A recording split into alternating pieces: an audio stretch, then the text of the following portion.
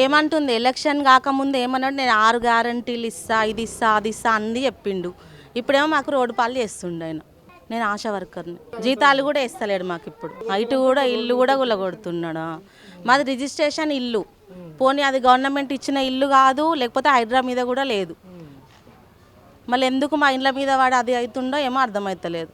ఈ గల్లీని వదిలేసి పక్కకు రోడ్ చేసుకొని పోవచ్చు కదా, ఆప్షన్ ఉంది కదా. అసలు మేము ఎన్ని సంవత్సరంన్నర నుండి కొట్లాడుతున్నా కూడా ఏం రెస్పాన్సే ఇస్తలేరు. జిహెచ్ఎంసీ వాళ్ళు ఏం రెస్పాన్స్ ఇస్తలేరు, ఎవరు కూడా ఏం రెస్పాన్స్ ఇస్తలేరు. అనలేదు, ఏమంటలేడు. టీడీఆర్ ఇస్తా అంటే టీడీఆర్ గురించే మాకు తెలియదు. టీడీఆర్ అంటే ఏం తెలియదు అసలు. ఇన్ని రోజులు ఇన్నేళ్ళు ఈడ ఏం భయం లేకుండా ఉన్నాము. వేరే దగ్గర పోయి ఉండమంటే ఎట్లుంటాం సార్ చెప్పండి.